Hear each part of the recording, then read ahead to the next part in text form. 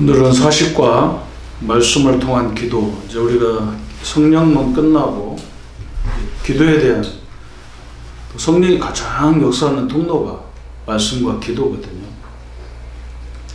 왜 말씀이 왜 이렇게 성령이 중요하냐면 성경을 기록할 때도 성령의 감동으로 기록된 거다 그랬어요. 그리고 또 성경은 영적인, 거의 대부분 영적인 말씀이기 때문에 성령이 아니고는 알아들을 수가 없어요. 그래서 말씀이 굉장히 성령이 역사해야 들을 수 있는 거기 때문에 우리가 말씀을 전할 때, 들을 때 성령이 가장 크게 역사한다는 걸 알아야 됩니다. 그리고 그 약속을 붙잡고 말씀 붙잡고 기도할 때 그 약속을 전달하고 약속을 이루기 위해서 기도하는 거기 때문에 성령이 더 역사할 수밖에 없죠. 그래서 기도라는 거, 말씀 듣는 거, 그게 여러분이 말씀 듣는 그 자체가 어떻게 보면 기도도 될 수 있어요. 그죠? 내가 정확하게 들어야 되니까. 그죠? 이 하나님의 뜻을, 하나님의 말씀을 정확히 전달하는 게 굉장히 중요한 거거든요. 옛날 전화가 없고 팩스 같은 게 없을 때는 파발이라는 게 있었잖아요. 파발. 이 문서, 왕의 문서를 저 부산까지, 서울에서 부산까지 이걸 전달하는 사람이 있다면, 그때는 뭐 갈 수 있는 길이 오직 말 타고 가는 거니까 말이 서울서부터 부산까지 달릴 수는 없잖아요. 말이 달리는 그 한계가 있겠죠. 그래서 중간중간에 말들이 딱 대기되고 있는 거예요. 말이. 그래서 기수가 말 타고 또 뛰고 다음 사람한테 또 줘가지고 그 사람 뛰고, 우리 꼭 400미 개조하듯이. 근데 머리 좋은 사람이나 똑똑한 사람이 보면 이게 도대체 뭐길래 이렇게 왕이 중요시해서 저기 부산에 전달하라거나 보고 열어보면 큰일 나겠죠. 그죠? 그러니까 좀 순진한 사람, 단순한 사람, 그냥 이것저것 생각 안 없는 사람을 그러면 세우고 심부름 시킨 거죠. 그것만 갖다가 막 사명 가지고 갖다 놓은 거죠. 성경도 마찬가지죠. 여기다 더하거나 빼거나 그런 사람을 하나님 쓴 적이 없어요. 그 머리 말씀 붙잡고 고민하는 사람을 하나님 쓴 적이 없어요. 그죠? 그대로 전달하면 되는 거죠. 그대로. 그래서 말씀을 통한 기도. 그래서 말씀과 기도는 성령의 역사의 가장 중요한 부분이다. 그래서 옛날에 그 그림에 보면 옛날에 저울이 500g 주세요. 그런 거 한쪽에는 500g 쇠떡을 하나 놓고 물건 갖다 놓고 이게 균형이 되어지면 500g이라 했어요. 그 추가 있었어요. 이렇게 100g짜리, 50g짜리 몇 g 다 추가 있어. 그래서 이 물건과 이 추가 같이 이렇게 평행선을 들 때, 이게 몇 g이다. 이렇게 했거든요. 우리도 마찬가지, 말씀과 기도가 같이 가야 돼요. 항상. 하나님의 약속을 잘 전달하는 것이 같이 가요. 이걸 내가 잘 알아들어야 되고 잘 전달해야 되는 거기 때문에 기도가 그거잖아요. 그래서 서론에 그런 얘기 나와서 시편 기자는 말씀대로 나를 소성케 하소서라고 하였다. 말씀과 기도는 저울의 양쪽 무게와 같다. 말씀이 없는 기도는 다른 방향으로 가게 되고, 말씀을 통한 하나님이 어떤 능력을 가진 분인가 하는 것을 알게 된다. 만약 초대교회가 초대교회 마가의 집에서 주님의 약속을 받지 않고 기도했다면 그러한 상황에서 끝까지 기도할 수 없을 것이며 성령 세례를 받지 못했을 것이다. 요한복음 15장 7절에는 너희가 내 안에 거하고 내 말이 너희 안에 거하면 무엇이든지 원하는 대로 구하라. 그리하면 이루리라 하였다. 즉 말씀대로 구하면이라고 말했다. 능력이 없이는 일을 할 수 없다. 그러므로 기도는 하나님의 능력이 있을 수 있다. 그죠? 우리가 이 말씀을 전달해야 하는데 우리가 힘이 없어가지고는 또 그 파발을 간다고 이 조건들이 볼 때는 그 왕이 뭘 전달하는 거라고 생각하면 그걸 막겠죠. 그걸 이기고 그걸 뚫고 나갈 수 있는 힘이 있어야 되잖아요. 그 얘기입니다. 한마디로 말하면. 이 말씀을 잘 전달해야 되는데 내가 힘이 없단 말이에요. 이걸 전달할 수 있는 힘이. 그러면 할 수 없는 거죠. 그죠? 그래서 기도가 굉장히 중요해요. 그러므로 기도 없이는 하나님의 능력이 있을 수 없다. 교회는 방법들만 찾고 있으나 하나님의 능력을 얻는 것보다 더 좋은 방법은 없기 때문이다. 그러므로 교회가 필요한 것은 조직이나 방법이 아니라 성령께서 쓰시는 사람, 기도에 능력 있는 사람이 요구가 되는 것이다. 이 말씀을 전달할 수 있는 힘을 가진 자를 쓰신다는 거죠. 말씀을 통한 기도가 우리에게 필요한 이유 두 가지가 있다. 첫 번째는 하나님이 주는 방향을 찾지 않고는 우리의 문제가 풀리지 않기 때문에 그렇다. 그죠? 하나님의 방향을 알아야 될 거 아니에요.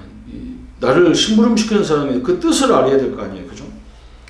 그래서 예수님보다 바쁜 사람이 없는데 예수님도 틈을 내어 기도하였다. 세계를 진도시키는 요한의 실로는 그 어떤 일보다 기도가 본업이라고 했다. 그러므로 반드시 지금 이 시간에 결정할 것이 있는데 기도와의 시간, 장소, 그죠? 예, 시간은 조용한 시간, 방해가 없는 시간, 그죠? 기도로 예배로 올 때는 예배 시간 같은 때는 핸드폰 이런 것도 다 끄고, 그죠? 안 끌 때는 언제냐면 내가 차를 남들이 빠져나가는 곳에 대놨다 그러면 그때는 핸드폰 켜놔야 되겠지만 어지간하면 방해될 수 있는 거 다 꺼야 돼요. 그 사람들이 이 사람은 이 시간에는 절대 통화가 안 되는 이렇게 돼야 돼요.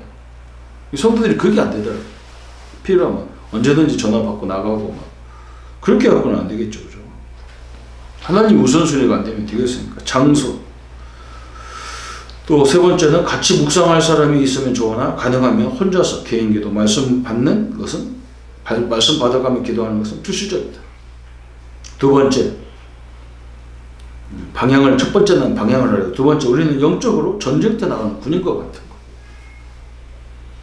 우리가 하나님 말씀 받아야 될 이유도, 기도해야 될 이유도 이 땅의 영적인 존재가 무시무시하고 또 우리가 이 인생을 살아나가는 그 자체부터가 굉장히 어려운 거잖아요. 저는 이렇게 현장에 가서 사람들이 다 어렵다는 얘기를 많이 하더라고요. 분명히 어렵죠. 그래서 우리 보고 기도하라는 거고, 그래서 하나님이 역사한다는 거지. 아니, 우리가 뭐 잘해서 뭐 하는 것 같으면 하나님이 뭐 때문에 우리 보고 기도하라고 하고 예배하라고 그러겠습니까? 우리가 능력이 있어 잘할 것 같으면. 당연히 할 수 없었기 때문에 우리가 하나님 앞에 기도해야 되는 거잖아요. 전쟁터예요. 그리고 사람들 참 이 영적인 사실에 대한 참 민감성이 없습니다. 마귀가 분명히 역사한다는 그게 민감하지 않아요. 그냥 목사가 얘기하면 아이고 그렇겠지. 그런데 그렇지 않습니다. 반드시 또 공격합니다. 이게 문제거든요. 그렇기 때문에 하나님의 능력을 얻어야 한다. 왜냐하면 우리의 적은 사단이에요. 이 땅의 경쟁자가 아닙니다. 사단 역사예요. 사단의 능력, 아담을 넘어뜨렸고 이게 사자와 같이 덤비니까 우리가 겁먹는 거예요. 사자도 아닌데 어떤 때는 또 천사처럼 가장하는 거예요. 이게 마귀는 모든 걸 이용해서 우리를 넘어뜨리려고 하잖아요. 응? 어떤 때는 막 천사처럼 막 달콤하다니까요. 또 어떤 때는 막 무시무시하게 막 안 되는 것처럼 무서운 것처럼 덤빈다니까요. 전도는 사단의 손에서 인간을 건져내는 행위이기 때문에 엄청난 거잖아요. 그죠? 응? 그래서 하나님의 능력이 필요하고 스가랴 4장 6절에 그래서 이 스가랴가 이는 사람의 힘으로 능으로 할 수 없다는 거예요. 그건 여호와의 힘으로 할 수가 없다. 이 능력을 얻는 길이 정기적인 말씀 묵상과 그에 따른 기도예요. 그래서 말씀을 계속 들으면 믿음이 생기잖아요. 믿음은 들으면서밖에 안 생깁니다. 우리의 역사 응답을 봐야 믿음이 생기는데, 그죠? 세 번째, 우리는 어떻게 해야 되느냐? 그래서 언제 기도하는 것이 능력을 체험할 수 있느냐? 그랬어요. 마가복음 1장 35절, 시편 5장 3절, 사도행전 1장 3장 1절 보면 거의 기도 시간에 그 새벽에 기도가 있다는 말은 방해가 되는 시간이 아니거든. 새벽이면요. 새벽부터 누가 전화 오고 찾아오는 사람이 어디 있습니까? 새벽에 눈도 안 떴는데. 또 아침에, 그죠? 우리나라 사람들은 특히 아침에 남의 집에 일찍 가는 것도 실례잖아요. 우리나라뿐만 아니라 모든 나라가 그렇겠죠.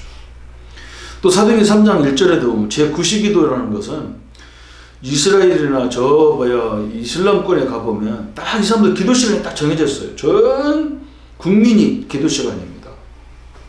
그러니까 아무도 그 시간에 방해할 수가 없어. 기도 시간이니까. 만약에 그 시간에 돌아다니고 엉뚱한 짓 하면 죽어요. 그러니까 특징이 뭐냐면 아무도 방해가 안 되는, 나와 하나님과의 관계가 될 때, 그때가 이제 중요한 거예요. 그래서 우리가 예배가 그래서 굉장히 중요한 거예요.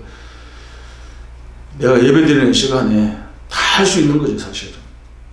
어떻게 기도하는 것이 좋으면 어디서 기도하는 것이 좋은가. 그래서 사도행전 3장 1절에 시간을 정하고, 이 사람들은 성전에 늘 모이는 거예요, 그 시간에.